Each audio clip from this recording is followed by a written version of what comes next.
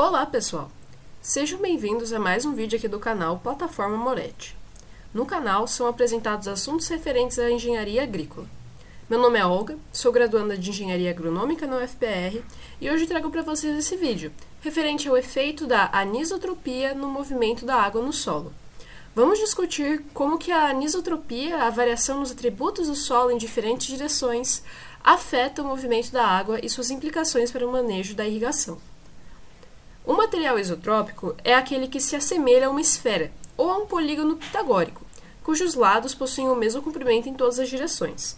Já o material anisotrópico é aquele que possui pelo menos um dos lados desigual em relação ao outro, como por exemplo um grânulo elipsoidal. No contexto do sistema solo, a anisotropia refere-se à variação da condutividade hidráulica em diferentes direções. Quando há infiltração de água, o fluxo de solos anisotrópicos pode tender a gerar acúmulos horizontais, ao invés de penetrar em profundidade.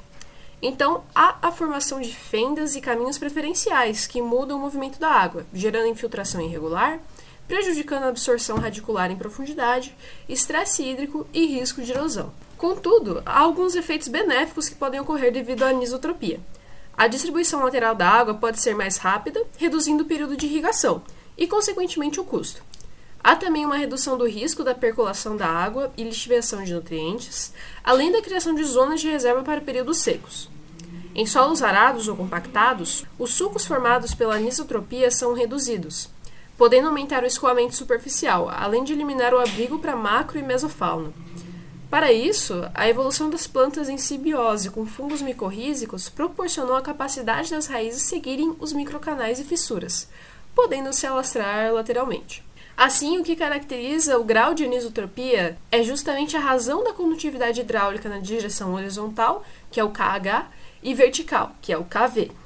Solos isotrópicos são, então, solos cuja condutividade é idêntica em todas as direções, com C igual a 1.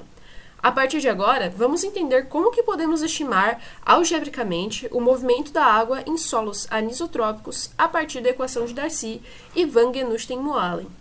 Os gráficos ilustrativos que serão utilizados para explicar as equações que relacionam a condutividade hidráulica do solo foram gerados a partir da leitura nas referências bibliográficas e scripts em Python, com a biblioteca Matplotlib. As equações que fundamentaram os gráficos foram baseadas na TCT e na relação entre o grau de anisotropia e saturação efetiva. Para compreender como a anisotropia se aplica nos estudos do movimento da água, temos que considerar algumas variáveis. O grau de anisotropia pode ser representado pela razão A é igual a KH sobre KV, sendo KH a condutividade horizontal e KV a condutividade vertical. O alfa vai ser o ângulo do fluxo em relação ao eixo vertical. Por exemplo, se o fluxo de água for 100% vertical, alfa é igual a 0. Se o fluxo for 100% horizontal, alfa é igual a 90. L de alfa é uma função que representa a influência das fendas causadas pela anisotropia, sendo obtido experimentalmente. É um fator tensorial de correção para a condutividade saturada, K0, e mostra em qual direção que a água se move com mais facilidade. Nessa equação, a gente consegue ver essas variáveis. SE é a saturação efetiva do solo. É uma medida adimensional que indica o quão cheio de água o solo está em relação à sua capacidade total de retenção.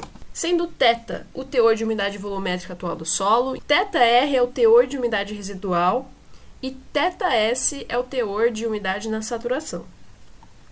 A função f de SE é também conhecido como o fator de redução da condutividade hidráulica para solos não saturados, Kθ.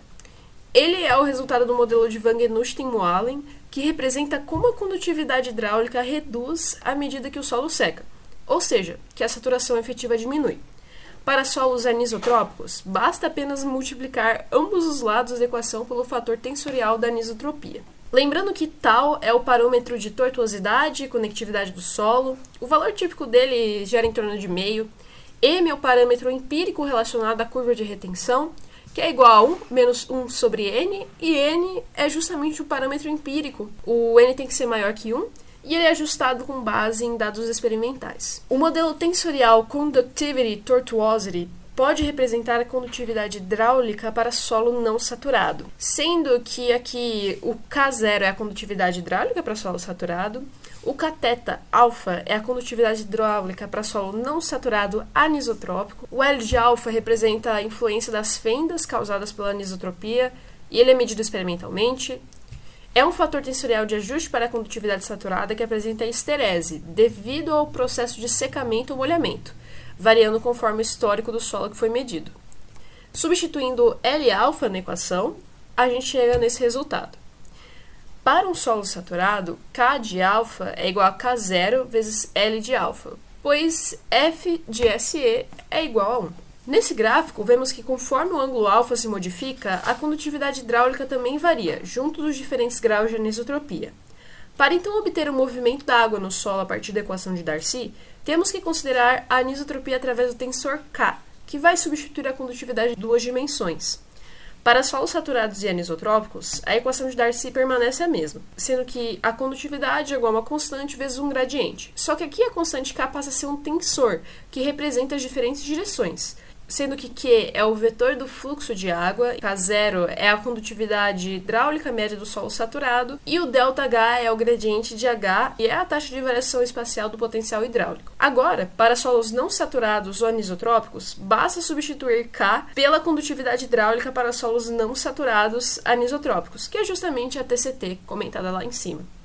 E assim a gente consegue um valor do fluxo da água em metros por segundo para solos anisotrópicos não saturados. A partir disso, foi possível comprovar que o logaritmo natural da razão entre a condutividade horizontal e vertical é diretamente proporcional à saturação efetiva. E essa proporção ainda muda em eventos de secamento ou molhamento do solo, gerando uma esterese. A anisotropia não é constante e é diretamente proporcional à saturação efetiva do solo, segundo essa equação, sendo que A é o grau de anisotropia, ΔL é a variação do fator tensorial L de alfa e é a diferença causada pela esterese em si. Nesse gráfico, é possível observar que o ΔL é justamente a diferença linear entre as curvas geradas por secamento ou molhamento. Portanto, os efeitos da anisotropia no movimento da água e as implicações no manejo da irrigação irão se relacionar com a distribuição irregular da condutividade hidráulica. Desse modo, a irrigação pode ser ajustada para aproveitar a velocidade de distribuição lateral nesses solos, reduzindo o tempo total de irrigação e, consequentemente, os custos operacionais. Tanto a aragem e a gradagem são capazes de reduzir a anisotropia ao eliminar os canais preferenciais. Devido à esterese, há necessidade de constante monitoramento para que o manejo da anisotropia continue gerando uma irrigação eficiente e sem desperdícios.